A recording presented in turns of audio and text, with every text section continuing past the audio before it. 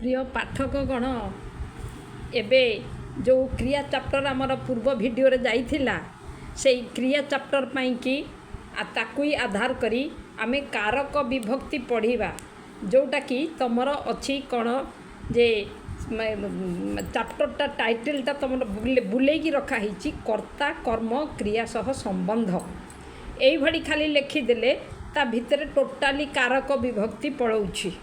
तेणु क्रिया आधारित कारक विभक्ति पाई तुमको ए धैर्य धरिकी वीडियो आरंभ रो शेष जाए तुम्हें पढ़ब जोटा कि 9th क्लास बही रे कारक विभक्ति चैप्टर पूरा डिटेल दिया जाइछि। अवश्य ताठू टिके डिफर कराही आमर ये वीडियो रे। तबे यही वीडियोटी को आरंभ रू शेष जाए तुम्हें धैर्यर सहित शुणी लाइक शेयर कर तुम सांग मानू एवं से तुम माने निजे निजर मतामत दबा को भूलिब नहीं ता सहित चैनल टी को सब्सक्राइब करिबो मध्य। तबे प्रथम करी देखिबा आमे माने कारक काहाकू कहंती क्रियापद विषय रे आमे जानिछंती क्रिया को आधार करी जो कारक विभक्ति ताहा ही कारक विभक्ति अटे। तबे प्रथमे कारक काहाकू कहंती पछरे विभक्ति कथा एबे कारक संज्ञा निरूपण करिया को हेले वाक्य रे क्रियापद सहित अन्य पद मानकर जो संबंध थाए ताहाकू कारक कहंती। यथा गोटे वाक्य हैला जने गृहस्थ से शनिवार दिन भिक्षुक मानू निज घर निज हाथ रे खाद्य प्रदान कले। तेबे एठी वाक्यटी रे आमे आमर व्याकरणगत वृत्ति को चिन्हि जिबा आग तापरे आमे कारक बाहर करिबा। व्याकरणगत वृत्ति होची कौन ना कर्ता एठी किए प्रदान कले खाद्य प्रदान किए कले ना गृहस्थ कले गृहस्थ हेउची कर्ता एवं कौन कले माने गृहस्थ केउ कार्य कले प्रश्न उठिले कौन कले बा केउ कार्य कले ताहा होची कर्म जोटा खाद्य प्रदान करिबा होची क्रिया। तबे एठी तमर देखिल एठी केउथिरे दान कले केमिति खाद्य प्रदान कले ना हातरे निज हस्तरे केउथिरे बा काहीरे प्रश्न कले उत्तर आसुची कौन ना करण कारक स्वहस्तरे।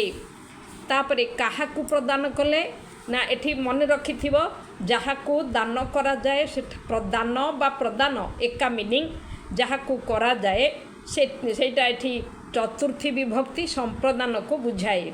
सेठी आमर एठी काहाकू दान कले ना भिक्षुकंकु तुमे माने हुए तो कहीदे पार भिक्षुकंकु तो कु मानक द्वितीय विभक्ति एठी चतुर्थी केमिति बुझा पड़िला ध्यान देकी तुमे जो माने जानी ना 7टी जाक विभक्तिर चिन्ह को ध्यान देकी ठीक से मन रखिबो जहा फल रे जोटा टिकु रेकु रु र रे सबु विभक्तिर एक वचन गुड़ा मु कही देई गली टीए कुटा है द्वितीय रे द्वारा तृतीय चतुर्थी मध्य को बाकी द्वितीय को चतुर्थी को मध्य रे पाईटा होची पाई बा निमित्त होची चतुर्थी आ खाली कुटा होची द्वितीय केउ ठारू दान कले।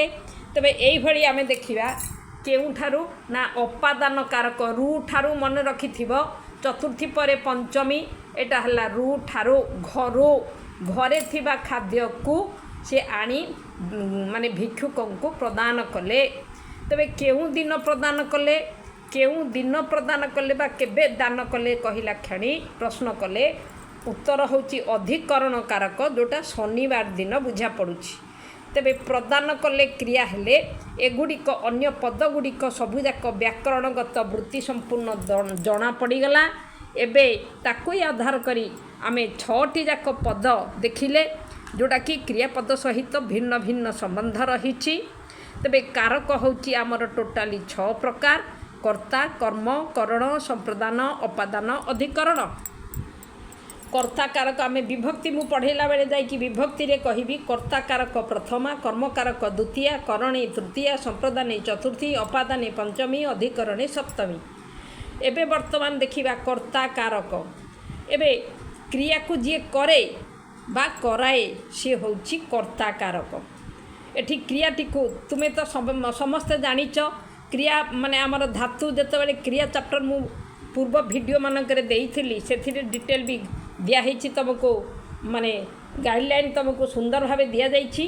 तेरे एठी देख क्रिया को जी करे सी हूँ कर्ता बा क्रिया को जी कराए भी सी भी कर्ता कारक। तेरे कर्ता हूँ दुई प्रकार केमिति एक रे हला प्रयुज्य प्रयुज्य जोटा कि प्रयोग योग्य दुई रे हला प्रयोजक जी कार्य को निजे न करी अन्य द्वारा कराई थांती से हेले प्रयोजक। यथा राजा पुरोहितंक द्वारा यज्ञ कार्य कराउछंती। ए वाक्यटी रे व्याकरणगत वृत्ति को आमे पृथक करिबा। राजा हेला राजा यज्ञ कार्य कराउछंती निजे करवाटा जदि बुझे था राजा प्रयोजक हो पारि न थांते। प्रयोजक हेला जी कराई थाए निजे कार्य को न करी अन्य द्वारा कराए। एठी राजा पुरोहितंक द्वारा माने यज्ञ कार्य कराउथिबारु एठी पुरोहित हेले प्रयुज्यकर्ता जहा द्वारा कार्य करा हुए। याकू मध्य कहा जाई परिबो निजंत क्रिया बा प्रेरणार्थक क्रिया। राजा एठी प्रयोजक कर्ता एवं पुरोहितंक द्वारा यज्ञ कार्य पुरोहित केवल करि पारंती। तेणु पुरोहितंक द्वारा करा जाउथिबारु पुरोहित हेले प्रयुज्यकर्ता एवं यज्ञ कार्यटा होची कर्म आउ कराउछंतीटा होची प्रेरणार्थक क्रिया। एठी राजा निजे कर्ता हे पारि नाहंती। ए वाक्य रे कर्ता एठी किए हबो ना पुरोहित हेबे कर्ता जोटा कि प्रयुज्यकर्ता। तापरे आसिला कर्ता हेबा पई किए योग्य। जदि प्रश्न करा जाए उत्तर आमे जानिबा विशेष्य सर्वनाम अथवा विशेष्य रूपे व्यवहृत जे कोनोसी पद बा पद समष्टि को कर्ता रूपे व्यवहार होई पारंती। पद समष्टि गुड़िक कर्ता हो पारंती। वर्तमान विशेष्य को आधार करी देखिबा। पक्षीटी आकाश रे उड़ुअछि। तबे उड़ीबा क्रियाटा किए करुची ना पक्षी। एठारे पक्षीटी होची गोटिए विशेष्य पद। उड़ीबा क्रिया को साधन करुथिबारु एठी विशेष्य पदटी कर्ता रूपे प्रयोग हेबा पई योग्य। द्वितीय उदाहरण सर्वनाम से गतकाली राति रे आदौ सोई नथिला। तेबे सोई नथिला सोई थिला हेला क्रियापद। सोई नथिला बोली नटा बसिचे निषेधार्थक। आदौटा तो अव्ययपद छाड़। राति रे एठी काल को बुझौची कालाधिकरणे सप्तमी विभक्ति। गतकाली हेला अव्ययपद। तापरे सेटा होची सर्वनाम पद। एठी सर्वनाम से सोई नथिला जो क्रियापद सहित सीधा सड़क संपर्क बा प्रत्यक्ष संबंध सेर रही सेटा होची कर्ता जहाँकि सर्वनाम अटे। तेणु एथिरु स्पष्ट प्रमाण है सर्वनाम पद मध्य वाक्य रे कर्ता रूपे प्रयोग हो पारंती। 3 नंबर रे विशेषण पद केमिति कर्ता हबो ना दरिद्र समस्तंकर घृणार पात्र हुए। एठी दरिद्र पदटी साधारणतः विशेषण पद अटे।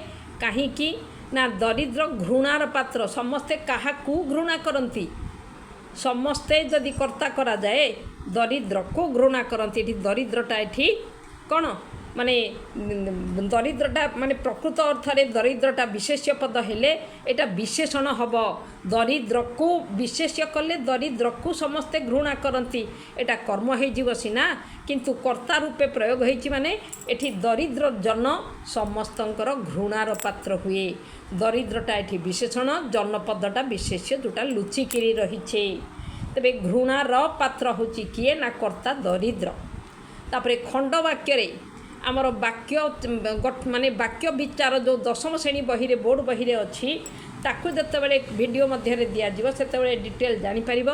एबे मु टिके जो संकेत दउछि तमर माने प्रयोग अनुसार एठी खंड वाक्य काहाकू कहंती पूरा भल रकम मन रखिथिबो। जे वाक्य रे समापिका क्रिया गोटिए थाए ताहा किंतु वाक्यटा अन्य उपरे निर्भर करुथाए ताहा होउछि खंड वाक्य। वाक्यर खंड होउछि खंड वाक्य। से धर्म रे थिले बोली कौन हेले कि माने डट डट मारी दिया गला।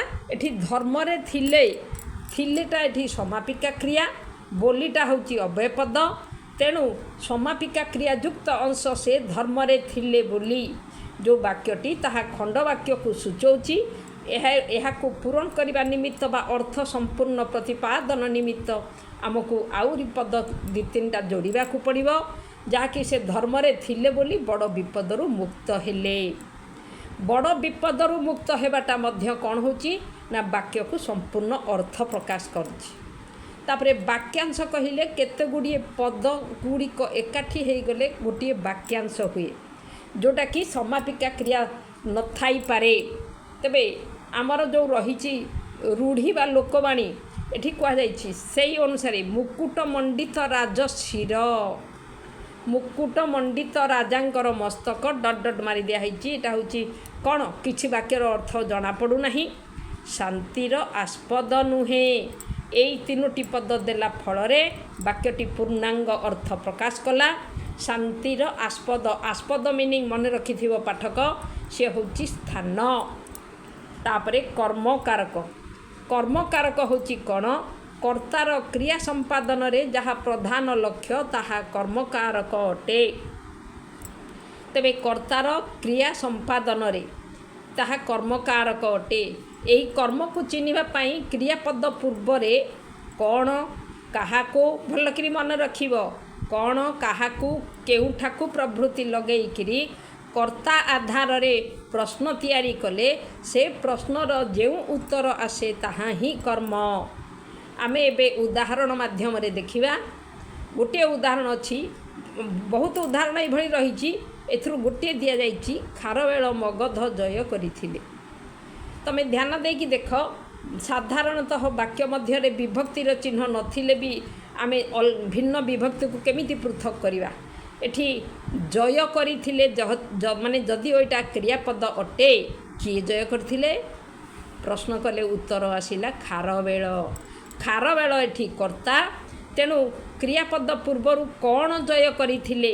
ଜୟ କରିବା କ୍ରିୟା ପୂର୍ବରୁ ମଗଧଟାକୁ ଯେହେତୁ ଜୟ କରିଥିଲେ, ଏଠି ମଗଧଟା ହେଉଛି ଉତ୍ତରରେ କ'ଣ? ପ୍ରଶ୍ନର ଉତ୍ତର ହେଲା ମଗଧ। ଏଠି କୁର ଚିହ୍ନ ନଥିଲେ ମଧ୍ୟ ମଗଧକୁ ଜୟ କରିଥିଲେ, ଲୁଚିକି ରହିଛି କୁର ଚିହ୍ନ, ତେଣୁ ମଗଧ ଏଠାରେ କର୍ମ। ତେବେ କର୍ତ୍ତାର ମୁଖ୍ୟ ଲକ୍ଷ୍ୟ ମଗଧ ଜୟ କରିବା, ତେଣୁ କର୍ମଟା ଏଠି ମଗଧ ଅଟେ। ତାପରେ କର୍ମ ହେଉଛି ଏଇ ସାଧାରଣ କର୍ମ ପରେ କର୍ମ ଆଉ ଗୋଟେ ପ୍ରକାର ଅଛି, କ'ଣ ନା ଦୁଇ କର୍ମକ କ୍ରିୟା, ଯେଉଁଟା କ୍ରିୟାପଦ ଭିତରେ ମୁଁ ଦେଇସାରିଛି। ତେବେ ଦୁଇ କର୍ମକ କ୍ରିୟା ହେଉଛି କେତୋଟି ନିର୍ଦ୍ଦିଷ୍ଟ କ୍ରିୟାର ଦୁଇଟି କର୍ମ ଥାଏ, ଯଥା ଶିକ୍ଷକ ଛାତ୍ରକୁ ପ୍ରଶ୍ନ ପଚାରିଲେ। ଶିକ୍ଷକ ଛାତ୍ରକୁ ପ୍ରଶ୍ନ ପଚାରିଲେ, ଏଠି ଯେଉଁ ପଦଟା ରହିଛି ପଚାରିବାଟା ମନେ ରଖିଥିବ, ପ୍ରାୟ ନିର୍ଦ୍ଦିଷ୍ଟ କେତୋଟି ଧାତୁ ଆମର ସଂସ୍କୃତରେ ବ୍ୟବହାର କରାଯାଏ। ତେବେ ଏଠି ପଚାରିଲେ କ୍ରିୟାପଦର ଦୁଇଟି କର୍ମ ଆସୁଛି, ଛାତ୍ରକୁ ଗୋଟିଏ କର୍ମ ଆଉ ପ୍ରଶ୍ନକୁ ଗୋଟିଏ କର୍ମ। ତେବେ ଏଠି ଦୁଇ କର୍ମକ କ୍ରିୟା ପଚାରିବା କ୍ରିୟା ଅଟେ। ତେଣୁ এই ଦୁଇଟି କର୍ମ ମଧ୍ୟରେ କେଉଁ ଗୋଟିକ ପ୍ରଧାନ କର୍ମ, କେଉଁଟା ଅପ୍ରଧାନ କର୍ମ? ପ୍ରଧାନ କର୍ମଟା ମୁଖ୍ୟ କର୍ମ, ଅପ୍ରଧାନ କର୍ମଟା ଗୌଣ କର୍ମ। ତେବେ ଆମେ ଜାଣିବା ପ୍ରଧାନ କର୍ମର ଲକ୍ଷଣ ତଳେ ମୁଁ ଟିପ୍ପଣୀରେ ବୁଝାଉଛି, ଯାହା ଅନ୍ୟ ଉପରେ ନିର୍ଭର କରେ ନାହିଁ ତାହା ହେଉଛି ପ୍ରଧାନ କର୍ମ, ଅଥବା ଅପ୍ରାଣୀବାଚକ ପଦ ହିଁ ମୁଖ୍ୟ କର୍ମ ବା ପ୍ରଧାନ କର୍ମ ଅଟେ। ଯେଉଁ କର୍ମପଦଟି ପ୍ରାଣୀବାଚକ ହୋଇନଥିବ ତାହା କ'ଣ ଅଟେ? ତାହା ହେଉଛି ମୁଖ୍ୟ କର୍ମ ଅଟେ। ତାପରେ ଗୌଣ ବା ଅପ୍ରଧାନ କର୍ମ ଯଦି ହେଲା, ଯେଉଁ କର୍ମ ଅନ୍ୟ କାରକରେ ବ୍ୟବହୃତ ହୋଇପାରେ ତାହା ଗୌଣ କର୍ମ। ତେବେ ଏଠି କୁହାଗଲା ଯେଉଁ କର୍ମଟା କର୍ମକାରକ ବା କରଣକାରକ ସବୁ ଆଜି ଅନ୍ୟ କାରକମାନଙ୍କରେ ବ୍ୟବହାର କରାଯାଇପାରେ ତାହା ଗୌଣ କର୍ମ, ଯେଉଁଟାକି ପ୍ରାଣୀବାଚକ ପଦ ହିଁ ଗୌଣ କର୍ମ ଅଟେ। ତେବେ ଏଠି ଆମେ ଏଇଭଳି ମାତ୍ରାରେ ବୁଝିବାକୁ ପଡ଼ିବ ପ୍ରଧାନ କର୍ମ କେଉଁଟା, ଅପ୍ରଧାନ ବା ଗୌଣ କର୍ମ କେଉଁଟା। ଛାତ୍ରକୁ ପ୍ରଶ୍ନ ପଚାରିଲେ, ଏଠି ମାନେ ସାଧାରଣତଃ ଦେଖିବ ପ୍ରଶ୍ନଟା ହେଉଛି ମୁଖ୍ୟ କର୍ମ। କେମିତି ନା ଶିକ୍ଷକ ପ୍ରଶ୍ନ ପଚାରିଲେ, ଶିକ୍ଷକଙ୍କ ପାଖରେ କିଏ ଥାଆନ୍ତି ପ୍ରଶ୍ନ ପଚାରିବା ପାଇଁ? ପ୍ରଶ୍ନର ଏଠି କାହାକୁ ଆଧାର କରି ଶିକ୍ଷକ ପ୍ରଶ୍ନ କରୁଛନ୍ତି ନା ଛାତ୍ରଙ୍କୁ। ତେବେ ଛାତ୍ରଟା ହୁଏତ ଥାଇପାରେ ନଥାଇ ବି ପାରେ, ତେଣୁ ଛାତ୍ରପଦ ଏକରେ ଯେହେତୁ ପ୍ରାଣୀବାଚକ ଅଟେ ତାହା ହେଲା ଗୌଣ କର୍ମ। ଏବଂ ଛାତ୍ରମାନଙ୍କୁ ପ୍ରଶ୍ନ ପଚାରିଲେ ଯେଉଁ କୁହାଗଲା, ତାପରେ ଆହୁରି ପୁଣି ଆହୁରି ଅଲଗା ଡେଫିନେସନ୍ ଅଛି ମଧ୍ୟ କୁହାଯାଉଛି। ଛାତ୍ର ଏଠି କେମିତି ଗୌଣ କର୍ମ ଏଇଠି ଦେଖିବା ଆମେ ହେଲେ।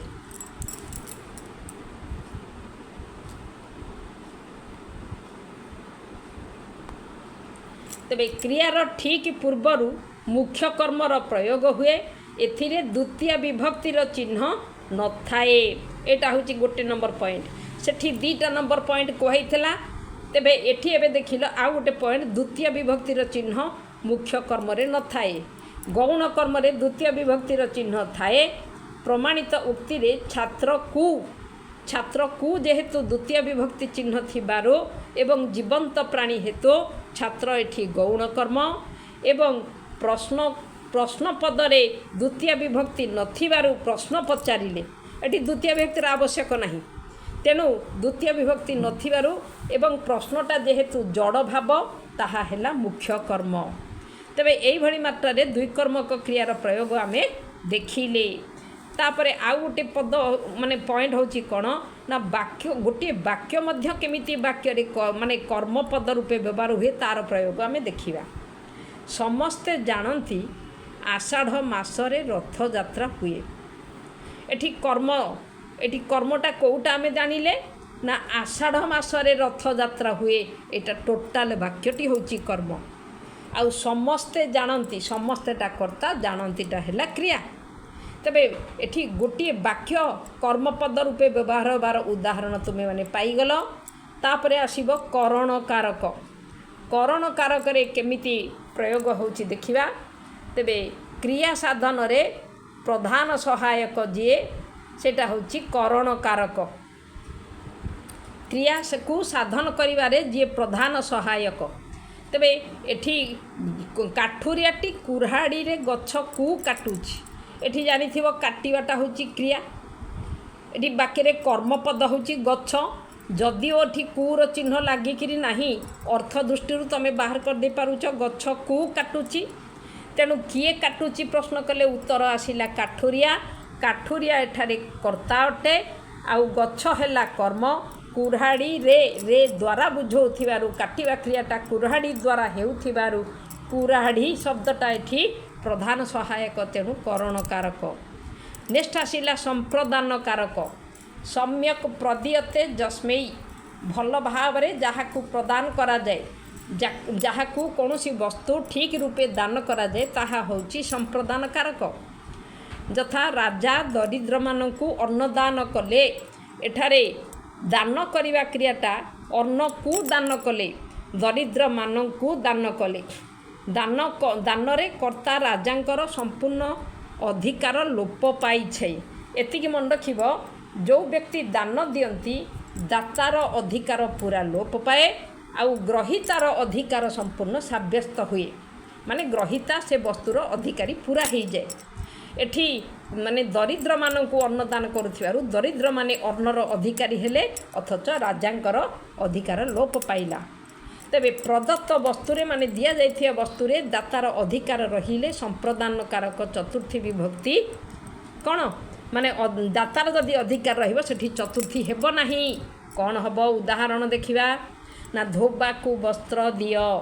ଏଠି ଧୋବାକୁ ବସ୍ତ୍ର, ଜଣେ ଗୃହସ୍ଥ, ସେ ମାନେ ଗୃହସ୍ଥ ଜଣକ ଧୋବାକୁ ଲୁଗା ଦେବ। ଧୋବାଟି ଲୁଗା ସଫା କରି ସାରିଲା ପରେ ସେ କ'ଣ କରିପାରିବ ନା ସେ ତାକୁ ନେଇ ଆସିବ ତାଠାରୁ।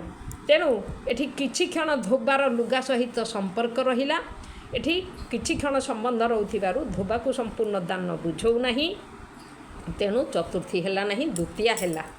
ତାପରେ ଅପାଦାନ କାରକ।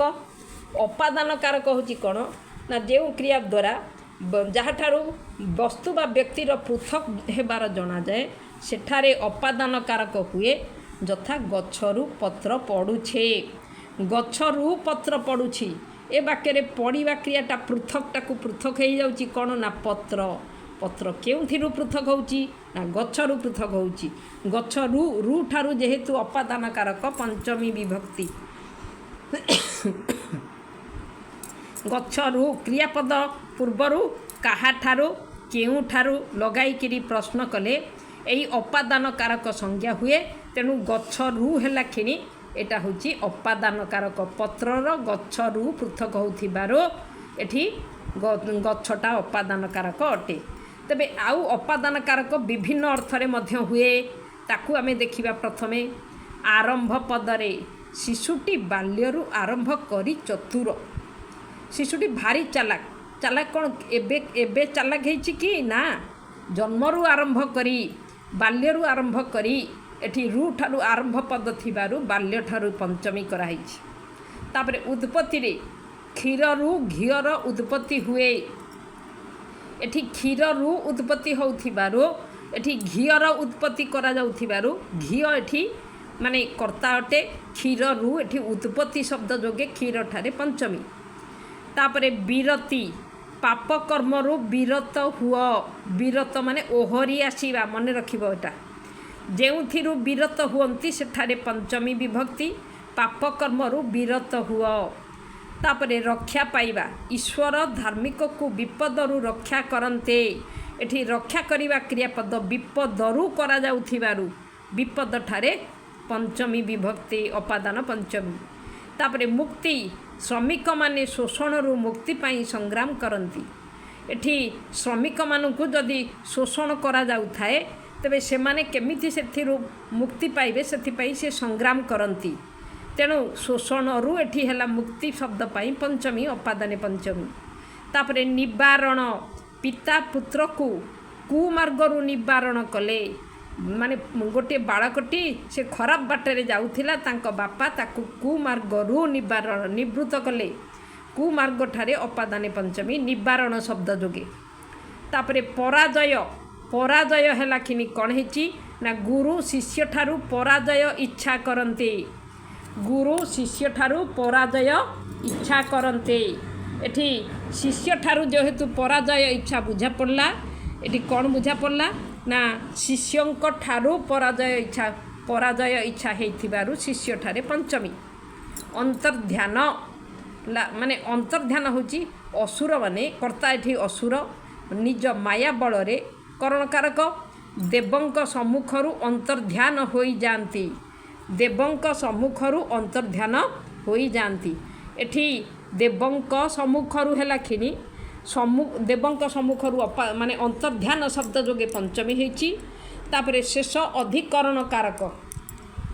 अधिकरण कारक जेहेतु क्रिया जो स्थान रे बा जो समय रे साधन करा जाए सेही साधित स्थान बा समय को अधिकरण कारक कहंती। एही अधिकरण होची तीन प्रकार स्थान काल बा समय आ गोटे होची लास्ट विषय अधिकरण सप्तमी। स्थान को बुझेइले जेकोसी स्थान रे आमे बसिबा। तार एग्जांपल पक्षीटी गछ डाल रे बसिछि। तबे बसिबाटा एठी क्रियापद बस धातु बसिछि केउठी बसिछि ना गछ डाल रे ठारे एठी स्थान को बुझेइला। गछ डालटा स्थान बुझौथिबारु डाल रे सप्तमी विभक्ति हेछि। कर्ता एठी पक्षी अटे। तापरे द्वितीय एग्जांपल काल बा समय वर्षा ऋतु रे कदम्ब फूल फुटे। एठी वर्षा ऋतुटा एठी कौन अटे काल बा समय को बुझौछि। तेणु ऋतु रे एटा अधिकरण सप्तमी। सेठी थिला गछ डाल रे सेटा स्थान को बुझौथिबारु स्थानाधिकरण सप्तमी। एठी वर्षा ऋतु रे काल को बुझौथिबारु एठी कालाधिकरण सप्तमी। कदम्ब फूल फुटिबार समय केबे ना वर्षा ऋतु। 3 नंबर एग्जांपल विषयाधिकरण से वास्तु विद्या रे निपुण। एठी जो विषय रे निपुण सेटा होची विषयाधिकरण सप्तमी। एठी वास्तु विद्याटा एक विषय को बुझौथिबारु एठी सप्तमी हेछि। तापरे आधार बुझाइले जो अधिकरण कारक हुए से आधार आमर 3 प्रकार। ऐकदेशिक ऐकदेशिक होची नदी रे माछ खेलुछे। तेबे माने नदी रे माछ माने जो खेलुचंती एठी बुझा पड़िबो कोन ना नदी रे एटा एक देश। नदीर कौन गोटे पटरे तुम माछ देखिल ना कौन एंटायर बड़ नदी गोटे विराट बड़ नदी से सबुआड़े कौन माछ खेलुंट बोली माने किसी अच्छी कि माछटा से गोटे जगार देखा देछि। तेणु एक देश को बुझेबारु ऐकदेशिक आधार। तापरे वैषयिक आधार गुरु व्याकरण विषय पढ़ाउछन्ते। छात्र मानकु गुरु कौन बुझौछन्ति व्याकरण विषय को आधार करी पाठ बा शिक्षा दान करुछन्ते। वैषयिक आधार होची कौन व्याकरण विषयगत आधार होची व्याकरण। तापर 3 नंबर लास्ट पॉइंट अभिव्यापक। अभिव्यापक अर्थ व्यापी करी रहिबा। दुग्धरे घृत व्यापी करी थाए। एठी घृतटा ध्यान देकी बुझिब ताकू। घृतर व्यापीबार आधार होची दुग्ध। ठीक से सुन, घृत मा घी घी कौथे थाए ना क्षीर रे थाए। तेणु घीर व्यापीबार कारण व्यापीबार आधार कौटा ना दुग्ध। दुग्धर सबुआड़े घी थिबारु व्यापी करी रही थिबारु एटा हला अभिव्यापक, जोटा दुग्ध रे घृत थाए। तबे वर्तमान ये जो भिडियोटी आरंभ रु शेष जाए है ताकू धैर्यर सहित देखिब, कारक को जानिब, कर्ता कर्म क्रिया ए तीनोटी जाक आधार करी जो कारक चैप्टर दिगला सेगुड़िक भल रकम ताकू बुझी जोटी संदेह उपजीव तुम्हें कमेंट दब।